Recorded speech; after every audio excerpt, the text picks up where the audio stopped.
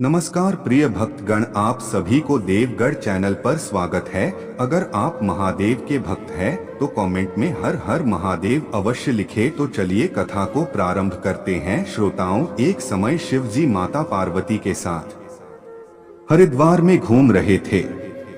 पार्वती जी ने देखा कि सहस्त्रों मनुष्य गंगा में नहा नहाकर हर हर कहते चले जा रहे हैं, परंतु प्राय सभी दुखी और पाप परायण हैं।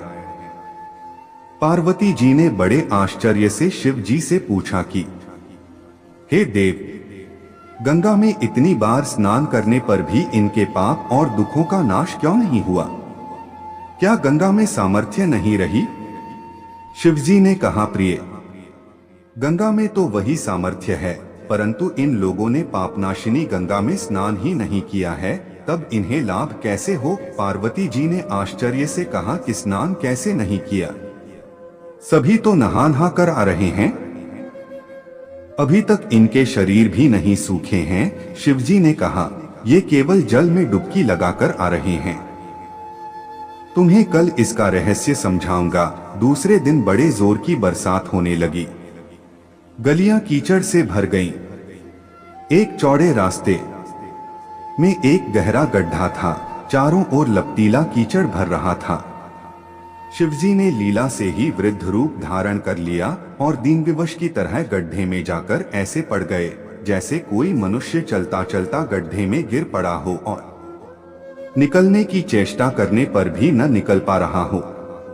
पार्वती जी को उन्होंने यह समझाकर गड्ढे के पास बैठा दिया कि देखो, तुम लोगों को सुना सुनाकर यूं पुकारती रहो कि मेरे वृद्ध पति अकस्मात गड्ढे में गिर पड़े है, कोई पुण्यात्मा इन्हें निकालकर इनके प्राण बचाए और मुझ असहाय की सहायता करे। शिवजी ने यह और समझा दिया कि जब कोई गड्ढे में से मुझे निकालने को तैयार हो तब इतना और कह देना कि भाई, मेरे पति सर्वथा निष्पाप हैं, इन्हें वही छुए जो स्वयं निष्पाप हो। यदि आप निष्पाप हैं तो इनके हाथ लगाइए, नहीं तो हाथ लगाते ही आप भस्म हो जाएंगे।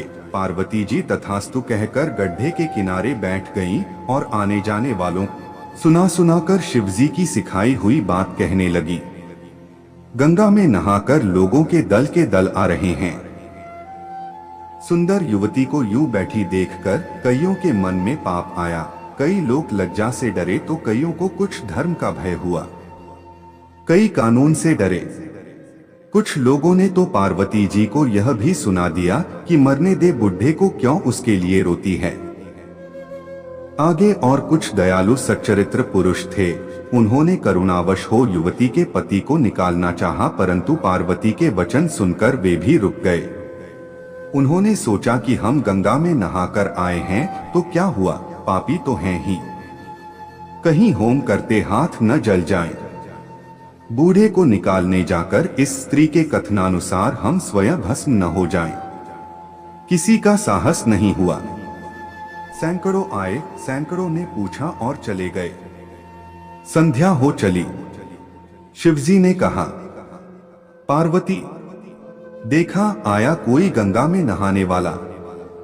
थोड़ी देर बाद एक जवान हाथ में लोटा लिए हर हर करता हुआ निकला। पार्वती ने उसे भी वही बात कही। युवक का हृदय करुणा से भर आया। उसने शिवजी को निकालने की तैयारी की।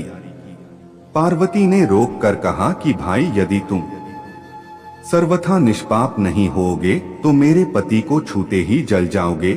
उसने उसी समय बिना किसी संकोच के दृढ़ निश्चय के साथ पार्वती से कहा कि माता, मेरे निष्पाप होने में तुझे संदेह क्यों होता है? देखती नहीं मैं अभी गंगा नहाकर आया हूं। भला गंगा में गोता लगाने के बाद भी कभी पाप रहते हैं? तेरे पति को निकालता हूं। युवक ने लपककर बूढ़े को ऊपर उठा लिया। शिव पार्वती ने उसे अधिकारी समझकर अपना असली स्वरूप प्रकट कर उसे दर्शन देकर कृतार्थ किया। शिवजी ने पार्वती से कहा कि इतने लोगों में से इस एक ने ही गंगा स्नान किया है। इसी दृष्टांत के अनुसार जो लोग बिना श्रद्धा और विश्वास के केवल दंभ के लिए गंगा स्नान करते हैं, उन्हें वास्तविक फल नहीं मिलता, परंतु इसका यह मतलब नहीं कि गंगा स्नान व्यर्थ जाता है।